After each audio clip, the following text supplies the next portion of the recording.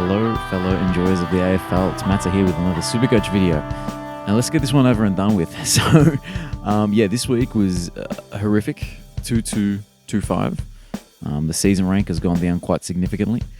We're out of the top 1%. I guess we didn't belong there in the end. This week was really bad. But let's just get straight into it. Actually, I will do quick housekeeping.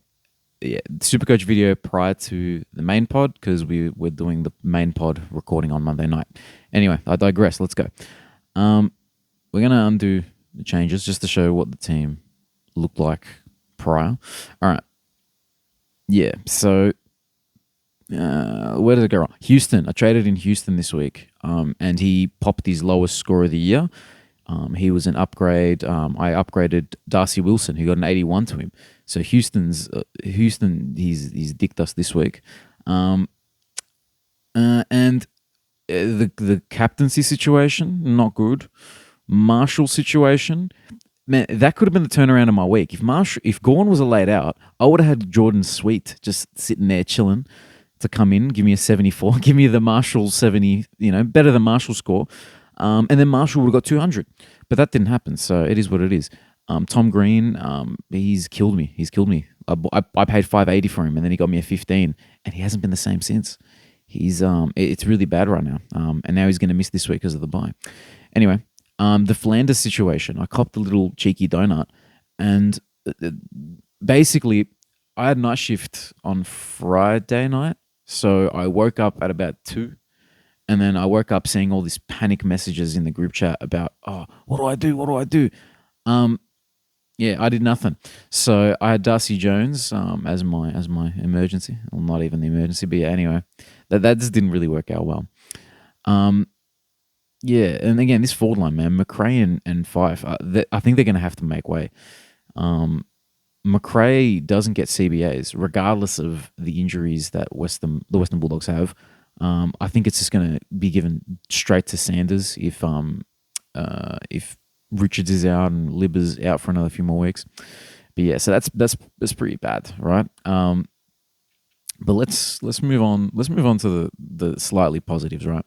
So this week, I keep that as it is. We'll chuck the show buys thing just so we can visualize it a bit better.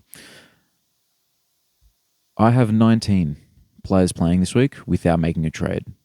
And I think that's just what's going to happen. There's going to be no trades, right? And we look through the team 1, 2, 3, 4, 5, 6, 7, 8, 9, 10, 11, 12, 13-ish primos. Is that 13? I don't know if I've counted that all correctly. Is that 13 primos? And then McRae, if you count him as a primo. 5 if you count him as a primo. Let's say that's 15. But then Sexton's a good scorer. I'm going to loop between Sullivan and Clark. They're both, they both had really good weeks this week. Both on the bench, of course, this week. And Richards has also been a good scorer. So, it could be worse. Marshall got the 73 this week, but now he's got West Coast. He's got Bailey Williams. He's rucking against the child. So, that'll help, hopefully even up this, 73 that he just, plopped on the field. That's really all there is to it this week. It's going to be a bit of a quick one because I don't really see the need for trading. I guess I can show you the plans for the next few weeks actually. So if we go to players and we go to price per point, there's not much there. Right? But I'm hoping that Will Dawson keeps his spot and. There was something that Clarko mentioned in his press conference. I need to have a little look at that.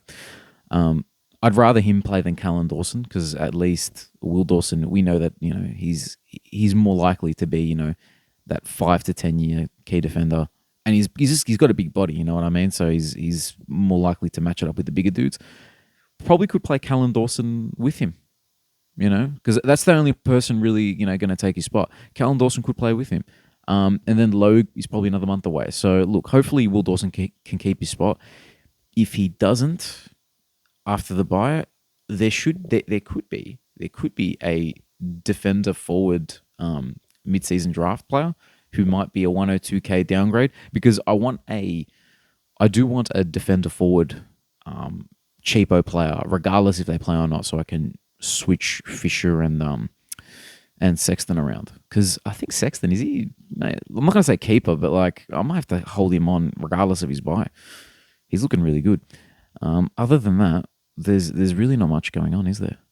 There's not much going on in regards to downgrade options, which is quite a concern. Are we going to have to overpay for Lika Lear?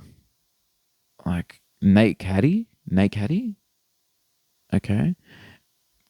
Jordan Ridley, little downgrade option right here. Why is he popping up? But see, he has given me issues, mate. He's given me issues because I didn't want to trade in any dudes with Jordan Ridley's buy.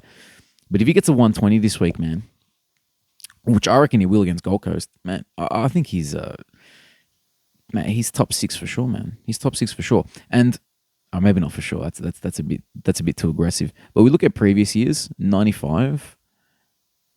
What about year before that? 91, 98, 101. See, so he's pretty consistent as a scorer, like at least getting, into that 90 range.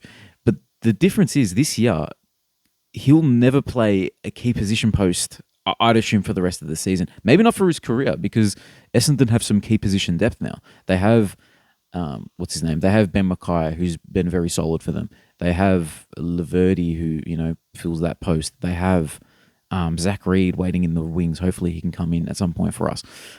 So, yeah, Ridley's an option. And the other one, another option that I'm looking at is we go to the defenders and we go to average. Number 6 right there is Jeremy McGovern, man. And maybe even Elliot Yeo. Look at him. He's dropped. He's dropped in price. Fuck. So all right. So the last defender upgrade has to be one of these two. Because I do. So I have these 4, and I have McKercher, who I'm considering the 6th primo. McKercher might be the if he maintains the role, he might be the guy who switches from defense to midfield as a little swing player there. Was it D7, M9 type vibes? But yeah, Yo, McGovern, and Ridley, they're looking the goods, man. They're looking the goods. But the little dilemma I have, and we'll talk about it more next week, because the week where I actually do some trades, I have to really knuckle down and figure out what I want to do. This round is look at that. Look how bad this round is, man. We're gonna have 2 missing in the midfield because these guys will come on. We'll have a full defense. There'll be 6 defenders, 6 mids. That's 12. 13. Sweet's probably going to be gone by then. 14, 15. He's going to be gone by then. 16, 17. It's not that bad. We can work with it, but there's issues, man. Like Sexton's probably going to have to go.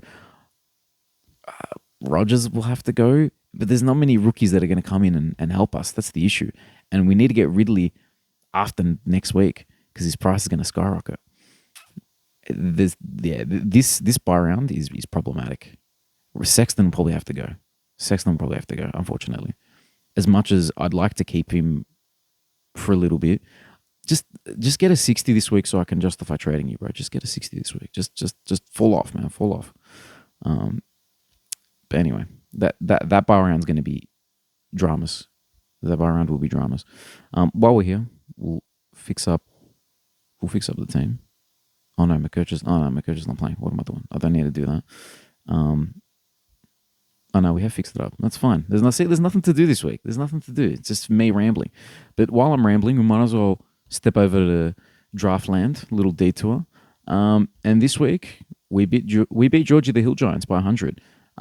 He has Richards in his team who got concussed. Richards might have got an extra 100 points and won it just right on his own, right off his own back. But yeah, this week it's top 16 in here. I'm not going to show you my waiver claims because maybe one of the other boys will steal it.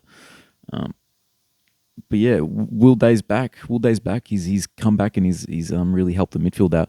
I swear Saligo was on like 60 at halftime. He's starting to piss me off a bit. But anyway, it doesn't really matter. He's towards the end of the midfield, contingent. Wardlaw is chilling there. He's ready to go. The team's looking all right, And despite the Flanders out, Yeah, we still did all right. Actually, another thing, Caleb Daniel came into the team. A little surprise, little new addition. He had been dropped after his sub performance, and I noticed it, and I put in a waiver claim. I think it was David. I brought in David Swallow, who I think I told you on the last pod I'm going to get rid of him. Caleb Daniel popped up, so we did a little waiver for him. Sanders might actually get a bit of run time, and if that's the case, we've got 3 solid forward options there off the bench. The forward line's in good stead, I would say. I'm concerned about Sparrow though. I don't think he's getting CBAs anymore because Cozzy Pickett's getting him, and oh shit, I just showed my my waiver claims. Cozzy Pickett's getting him. Anyway, spoilers for anyone who actually is in the draft league. You want to see what I want to do this week? Yeah. What can we say? There's not much else to it, man. Not much else to it. Yeah. Look, the buy rounds are upon us. Plan well. Trade your way to success. Hope you guys do well. I'll probably get more into my trade plans next week because that's when it makes sense. But yeah, look, weeks like this are going to happen. We're not going to let it keep us down. We're going to keep marching forward. But yeah, no, we'll see you on the next one. See you on the main pod, actually. Catch you guys. West Coast, put it into the hot spot, into the 50. And Harley Reid! Oh my! Soaring from the heavens! If you're wondering if the hype was real, here's your proof!